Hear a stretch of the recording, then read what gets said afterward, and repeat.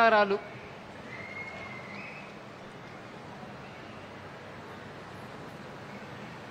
Honorable Chief Minister,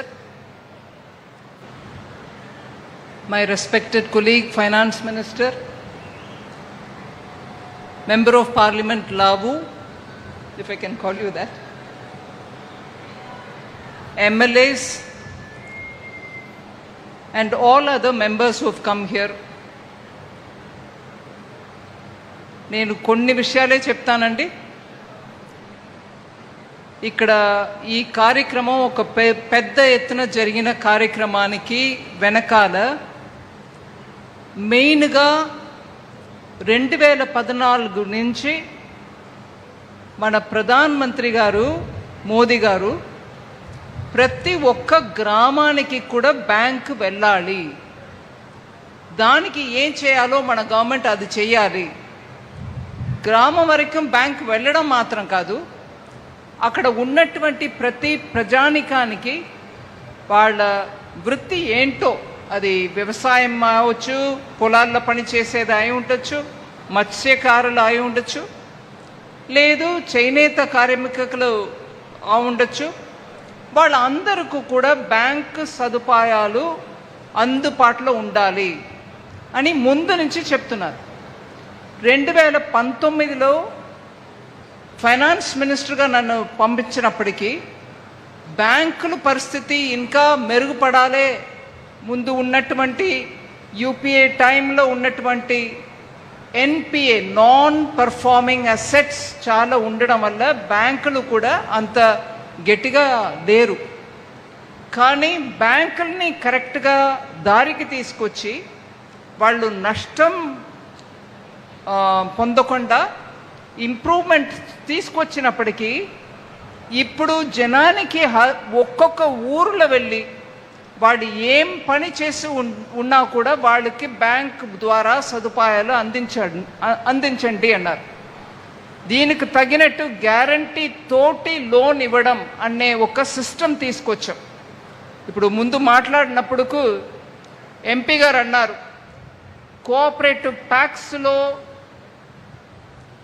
guarantee లేకుండా loan ఇవ్వలేకపోవడం వల్ల మీరు ఒక గ్యారంటీ సిస్టమ్ తీసుకురండి అని. అది కోఆపరేటివ్ సొసైటీ లెవెల్కి మాట్లాడారు.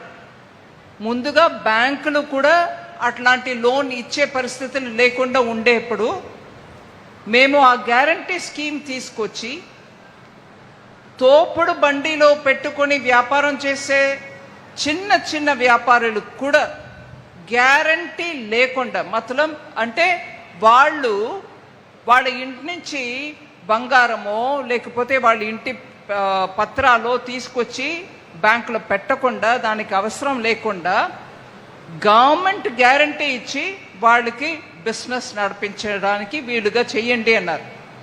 నేను కళ్ళారా చూశాను. ఆంధ్రప్రదేశ్లో ఉన్న ఆ సమయంలో మార్కెట్కి వెళ్తే కాయకూరలు చేసే వ్యాపారం చేసేవాళ్ళు కూడా ఆ రోజుకు 1000 రూపాయలు తీసుకుంటారు అప్పు మధ్యవర్తి దగ్గర నుంచి. ఆ అప్పు 1000 రూపాయలు తీసుకున్న ఆ సమయంలోనే 900 రూపీసే తీసుకుంటారు. అంటే 100 రూపాయలు అనుకోండి మీరు తీసుకునేది, మీ చేతిలో ఆ డబ్బు పెట్టినప్పుడు 90 రూపాయలు ఇస్తారు. 10 రూపాయలు చేతిలో పెట్టుకొని మీరు 90 రూపాయలు తీసుకెళ్ళండి. కానీ సాయంకాలం మీరు బిజినెస్ చేసుకొని వెనక వచ్చినప్పుడు మళ్ళీ 100 రూపాయే తిరిగి ఇవ్వాల్సి వచ్చింది. ఇట్లాంటి మధ్యవర్తుల ద్వారా లోన్ తీసుకుని బిజినెస్ నడపడం చాలా కష్టం. దాంట్లో మీకు మిగిలే డబ్బు ఏముండదు.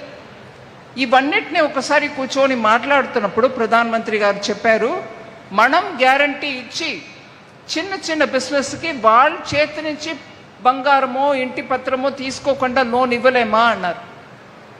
ఆ సిస్టమ్ తీసుకొచ్చినది ప్రధానమంత్రి మోదీ గారు. గ్యారంటీ ముందు తీసుకొచ్చి గవర్నమెంట్కి ఇచ్చి గవర్నమెంట్ ద్వారా లోన్ ఇచ్చినప్పుడు చిన్న చిన్న రైతులు, చిన్న చిన్న మత్స్యకారులు, చిన్న చిన్న వ్యాపారం చేసే వాళ్ళందరూ కూడా వాళ్ళు ఏ రకంగా కూడా గ్యారంటీ పేపర్ ఇవ్వకుండా మనం వాళ్ళకి అప్పు ఇవ్వాలి. అది కూడా రేట్ చాలా తక్కువ రేట్లో ఇవ్వాలి. ఈ మధ్యవర్తులు నమ్ముకొని లోన్ ఇచ్చి పుచ్చుకున్నప్పటికీ వాళ్ళకి ఏం ఆదాయం మిగలదు కదా అనే ఆ పెద్ద మనస్సు మాన్య ప్రధానమంత్రిజీ వారికి ఉన్నటువంటి ఆ మనసు వల్ల ఈ స్కీమ్స్ అన్నీ వచ్చాయి. ఇవాళ జరుగుతున్న కార్యక్రమం గురించి ఒక్క విషయం, అన్ని గ్రామాల్లో అన్ని ఊరల్లో జనాలు ఉంటే కూడా బ్యాంక్ వరకే వచ్చేవాళ్ళు చాలా తక్కువ మంది. అందువల్ల మైండ్ సెట్ మార్పుల గురించి ఎంపీ గారు మాట్లాడారు. ఆ మైండ్ సెట్ మార్పుని తీసుకొచ్చేది మోదీ గారు ఒకసారి బ్యాంకులు అందరినీ పిలిపించి మాట్లాడారు. మీరు జనం మీ దగ్గర వస్తారు, మీ దగ్గర వచ్చి అడుగుతారనే ఆ ఆలోచనని వదిలేయండి. మీరు వెళ్ళండి, గ్రామాల్లో వెళ్ళి ఎవరికి ఏ లోన్ ఇవ్వాలనేది మీరు అసెస్ చేసుకుని దాని తర్వాత లోన్ ఇవ్వండి అన్నారు. ఈ విషయానికి వచ్చినప్పటికీ ఇవాళ మీటింగ్ గురించి నేను ఒక విషయం చెప్పదలుచుకున్నా. 2 సంవత్సరాల నుంచి దగ్గర 2 సంవత్సరాల నుంచి మీ ఎంపీ గారు లావు కృష్ణ నన్ను అడుగుతూ ఉన్నారు, మీరు ప్లీజ్ నాకు ఒక ప్రోగ్రాం చేయండి.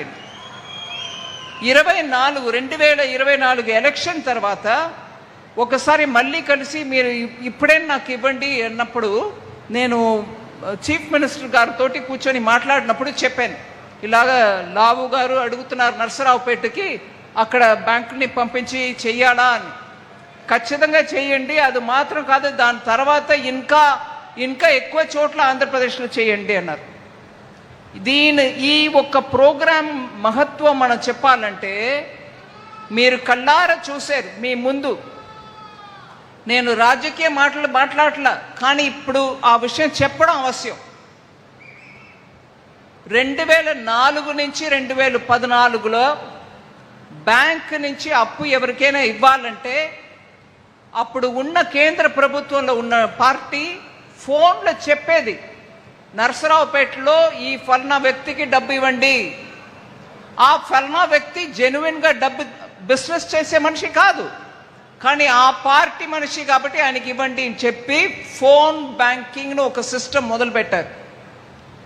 సో కేంద్ర ప్రభుత్వంలో ఉన్నటువంటి పార్టీ చెప్తే అప్పుడు వాళ్ళకు లోన్ ఇస్తే లోన్ ఇచ్చినట్టు లెక్క బ్యాంకులో పెట్టుకోవాలి.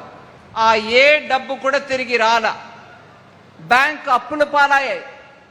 ఎన్పిఏని అందరూ మాట్లాడటం మొదలుపెట్టారు. ఇవాళ నరసరావుపేటలో జరిగిన ప్రోగ్రాము ఇలాగ ఇంకా చాలా ప్రోగ్రాం దేశవ్యాప్తంగా మనం చేస్తూ పోవడం, ప్లస్ ఇప్పుడు మన ముఖ్యమంత్రి గారు చెప్పడం వల్ల ఇంకా ఆంధ్రప్రదేశ్లో ఇట్లాంటి ప్రోగ్రాం చేయబోతున్నాం. కాబట్టి విషయం ఆ ఫోన్ ద్వారా జరిగిన బ్యాంకింగ్కు ఇప్పుడు జరుగుతున్న బ్యాంకింగ్కు తేడా చూడండి.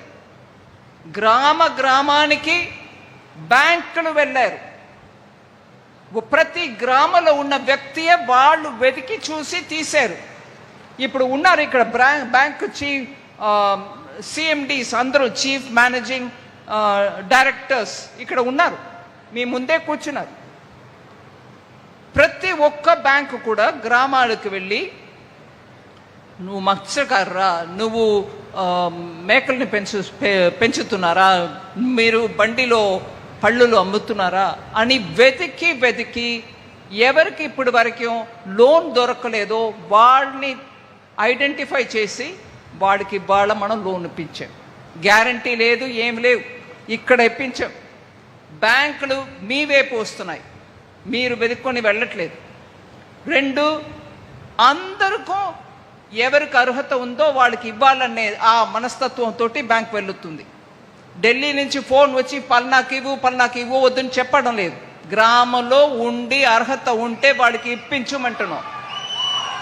ఎవరిని వదలవద్దు, ఎవరికి కావాలో వాళ్ళకి ఇవ్వండి. ఇవాళ ఒక నరసరావుపేటలో 3,000 కోట్ల రూపాయలు డిస్ట్రిబ్యూషన్ అయిందంటే సామాన్యమైన విషయం కాదు అది. బ్యాంకులు తన అప్రోచ్ని మార్చుకున్నారు. జనం కూడా ఇవాళ వాళ్ళ బిజినెస్ చేసి వాళ్ళు బాగుపడాలని కోరుకుంటున్నారు. నరసరావుపేట దానికి ఒక మంచి ఉదాహరణ. అందువల్ల ఇక్కడ వచ్చిన ప్రతి ఒక్కరికి, మీ అందరికీ నా తరపులో మోదీ గారికి నేను ధన్యవాదాలు చెప్తూ ఉండగా మీ అందరికీ కూడా ధన్యవాదాలు చెప్తున్నా. మీకు దొరికిన ఈ అవకాశాన్ని మన ముఖ్యమంత్రి గారు చెప్పినట్టు మంచిగా అవకాశాన్ని సదుపయోగం చేసుకోండి. ఈ బిజినెస్ని వృద్ధి చేసుకోవడానికి, ముందు తీసుకెళ్ళడానికి మీరు ఎంత ప్రయత్నం చేయాలో చేసి, ఇంకా బ్యాంక్ మీకు అండదండగా ఉంటాయనే మాట నేను చెప్పి, మన భారతదేశం 2047 సంవత్సరం వచ్చినప్పటికీ మంచి డెవలప్డ్ దేశంగా ఉండాలి అనే వికసిత్ భారత్ అనే ప్రధానమంత్రి మోదీ గారు మన ముందు ఆదర్శం పెట్టారు. ఆ ఆదర్శాన్ని మనం అందుకోవాలంటే మన అందరికీ బ్యాంక్ సదుపాయం చెయ్యాలి, అండదండగా ఉండాలి అనేది మన అందరం అర్థం చేసుకుని బ్యాంకుల్ని కూడా మన సదుపయోగం చేసుకోవాలి. ఇంకా ఎక్కువ మీ సమయం తీసుకోకుండా ఇవాళ మా అందరికీ ఈ ఆపర్చునిటీ ఇచ్చి, బ్యాంకులు మీ సేవ కొరకు మీ వద్ద వచ్చారు, వాళ్ళని అందరినీ కూడా మీరు సదుపయోగం చేసుకుని మీ కుటుంబాలతోటి ఈ భారతదేశాన్ని మంచి దేశంగా ఇంకా ముందు తీసుకెళ్ళడానికి మీరందరూ సదుపాయం చేయాలి, సహకారం అందించాలని కోరుకుంటూ, భారత్ మాతాకి. పల్నాడు అంటే నేను భయపడుతాను అనుకున్నా, పల్నాడు అంటే బలం ఉంటుంది అని అనుకున్నా, పల్నాడు అంటే ఢిల్లీ వరకు నిలబడాలని అనుకున్నా. భారత్ మాతాకి. పల్నాడు బలం చూపించండి. భారత్ మాతాకి.